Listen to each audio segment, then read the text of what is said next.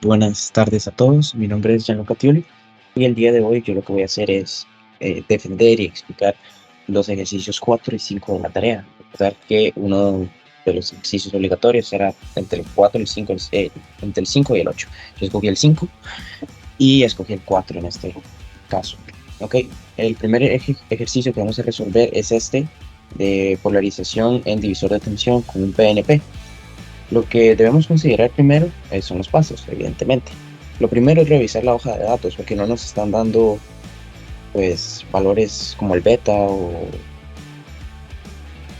bueno, principalmente el beta no lo están dando en, la, en, en el enunciado, por lo que es importante revisar. Yo tomé el PJT PNP 2N3906.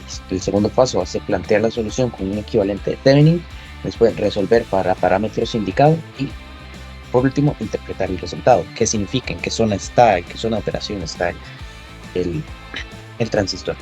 Bueno, cuando obtenemos la hoja de datos, nos vamos a dar cuenta que la ganancia, también la describen como HFE, está para pequeña señal y para DC. En este caso voy a tomar solo la DC porque estamos tomando DC. Y nos dicen que tiene que estar entre un valor de 100 y un valor de 300. Yo tomé aquí, bueno, aquí hay un NPP, eso sería 300.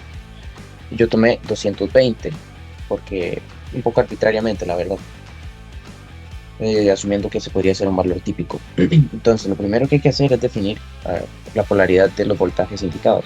VPE de base emisor, de colector emisor y de la corriente, que en este caso también iría en este sentido. Recordemos que en PNP los valores de las corrientes y los voltajes van a ser negativos. Aún así, definimos los parámetros en la dirección en la que los definimos normalmente con un PJT NPN. Entonces las corrientes de emisor también van en esta dirección y la corriente de colector también. Entonces, cuando planteamos el equivalente de Thevenin, vamos a necesitar un VTH y un RTH, sus equivalentes. Para encontrar el RTH, simplemente se hace el paralelo entre entre la resistencia 1 y la resistencia 2. De modo que vamos a obtener que esto es 1,832 kiloohmios, el equivalente de Thevenin, y el voltaje va a ser simplemente multiplicar esto por 10 y vamos a obtener que son casi 2 voltios. Yo lo pongo en valores exactos porque a mí me gusta más y pienso que más correcto. Entonces, ya una vez sustituido esto, podemos hacer un análisis más sencillo. Lo primero que se debe considerar en este paso es la malla de entrada, en donde vamos a tener esto por acá. La corriente va a ser la misma. Y lo importante a considerar es que vamos a tener dos términos, IB, E y E. Pero recordemos que la corriente de emisor se puede escribir en términos de la corriente de base. Entonces, una vez que la escribimos en términos de la corriente de base, despejamos. Y lo que vamos a encontrar primero es IB.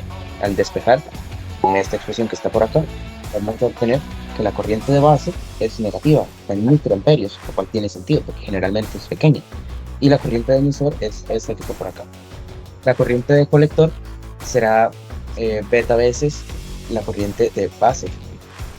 Y bueno, ya tendríamos esos tres valores, ambos, bueno, los tres serían negativos. Para encontrar VCE, que nos va a ayudar a encontrar el voltaje de base, el voltaje emisor, el voltaje de colector, necesitamos plantear la malla de salida, tal y como aparece aquí. Sabiendo ya las corrientes de colector y de emisor, podemos despejar VCE. Y al despejar, vamos a obtener que este valor es cercano a 5, a menos 5 voltios, lo cual también tiene sentido porque deben ser voltajes negativos. Seguidamente, lo que se puede hacer para plantear la corriente de base es definirlo tal que así, tal que la corriente de base menos la corriente de emisor tiene que ser igual a menos 0,7. ¿Por qué? Porque recordemos que aquí hay un diodo. ¿Y por qué pongo menos 0,7? Bueno, porque porque el sentido de los voltajes va a ser diferente a un NPN, entonces se tiene que hacer ese ajuste. Entonces, cuando se obtiene el valor de la corriente de base, va a ser aproximadamente este valor que está por acá. Ya con la corriente de base, entonces podemos empezar a hacer caídas de tensión para averiguar cuánto vale cada uno de los voltajes adicionales. Entonces, tomemos en cuenta que este voltaje, ok, esto va a ser un nodo que tiene 10 voltios y esto va a ser otro nodo que no sé cuánto voltaje tiene con exactitud, pero se puede calcular mediante la ley de Ohm. Entonces, al hacer la diferencia entre menos 10 y lo que me va a dar acá, voy a obtener entonces em, no, perdón, encontramos este voltaje y sabemos entonces por caída de tensión que el voltaje colector emisor tiene que ser la diferencia entre el voltaje entre el voltaje de colector y el voltaje de emisor. Pero recordemos que ya conocíamos el voltaje colector emisor, que era el que aparecía por acá. Vamos a ver si lo habíamos encontrado, ¿correcto? Lo habíamos encontrado, entonces podemos despejar, o hacer por caída de tensión también, no hay ningún problema. Estos dos voltajes, el de colector y el de emisor. Entonces, al hacer por caída de tensión o despejando o como quieran, tiene que dar lo mismo, pues vamos a obtener esos valores que se muestran en pantalla. Para el de colector sería este y para el de emisor sería este. Entonces, ya teniendo eso, se puede hacer una tabla de resumen donde se apuntan todos los valores que hasta el momento hemos encontrado, y como vemos todos son negativos porque es un PNP. Ahora, ¿en qué zona está el transistor? Bueno, el transistor va a estar en zona activa, y esto se puede determinar de varias maneras. Yo lo determiné agarrando la hoja de datos, porque aquí dice que para una corriente de colector de 1 miliamperio o para superiores va a estar en zona lineal, y como vemos el sentido de la gráfica está invertido, que es un PNP, donde aquí vamos a tener VSE, aquí vamos a tener IB, pero recordemos que las gráficas son las mismas, solo que con valores invertidos, o sea, con valores negativos. Entonces, ¿qué se puede concluir? Que como la corriente de colector emisor es mayor, digamos, el valor absoluto es mayor a 1 miliamperio, entonces está en zona activa. Y el par ordenado que me define el punto de operación es este que está aquí. Esa sería la respuesta. Bueno, y para concluir, hay que analizar el quinto ejercicio, donde el quinto ejercicio es también un transistor tipo P, pero este es un MOSFET. Entonces los pasos vamos a seguir es analizar el circuito, ver cómo está distribuido, suponer saturación, evaluar si en efecto está en saturación, replantear si es necesario y otra vez resolver. Entonces, como vemos aquí, este es un modelo simplificado del MOSFET. Entonces esto quiere decir que el source está arriba y el drain está abajo.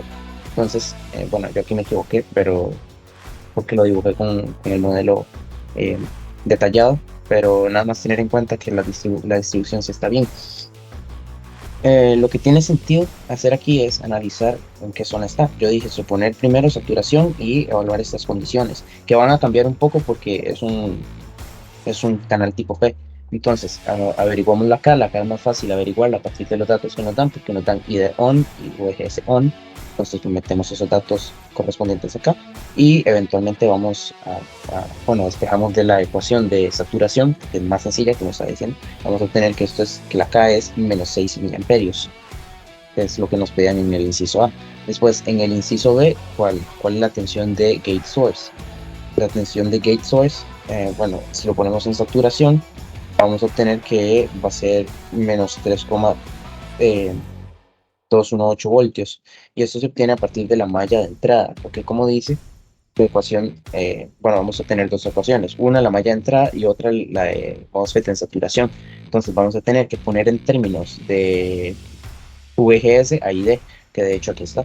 Entonces podemos o bien sustituir aquí, tal como yo hice, ID por toda esa expresión, o bien se puede igualar, bueno, se podría despejar de esta e igualar, es exactamente lo mismo, y nos vamos a dar cuenta que es a menos 8,9 miliamperios.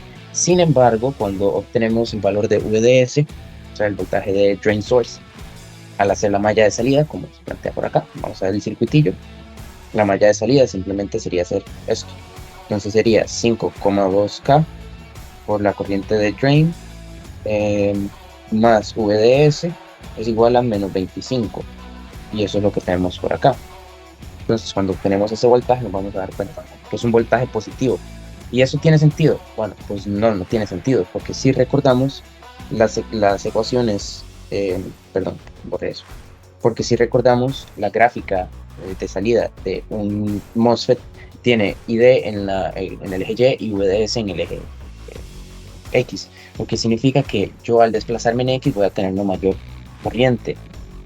Lo que pasa es que con un MOSFET canal tipo P, esos valores invierten, o sea, VDS va a ir en dirección negativa e IDEO también va a ir en dirección negativa.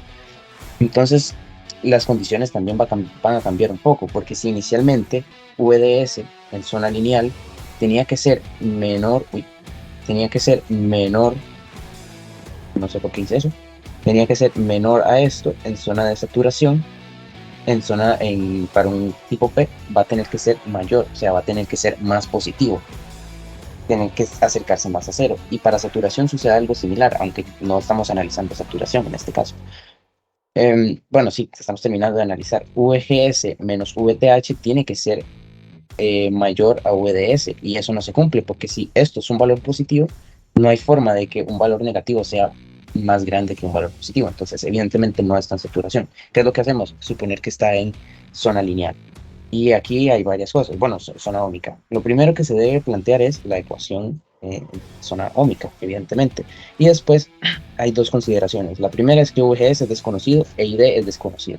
Lo que se debe hacer es utilizar la malla de salida y la malla de entrada para poner tanto ID como, bueno, para poner ID en términos de VDS y después para poner VGS en términos de algo conocido, en términos de ID, sería por acá. Y eso es lo que se hace. El siguiente paso, bueno, pues es igualar estas ecuaciones, 1 e igualar la ecuación 2. ¿Por qué? Porque ambos están en términos de ID, o sea, ID en términos de VDS e ID en términos de VGS. Entonces, ¿qué me va a ayudar a hacer eso? Me va a ayudar a poner VGS en términos de VGS en términos de VDS. Entonces, para yo encontrar esa solución, pues simplemente construyo esta ecuación de la siguiente manera. Recordemos que ID, esto sería ID, esta parte sería ID.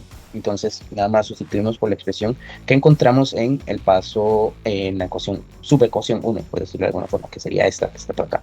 Entonces, al yo hacer eso, voy a obtener que el voltaje es más pequeño. Bueno, voy a poner que es milivoltios, que VGS está en voltios y que la corriente del drain también, bueno, está en miliamperios y que también es negativa. Ahora, hay que hacer la comprobación.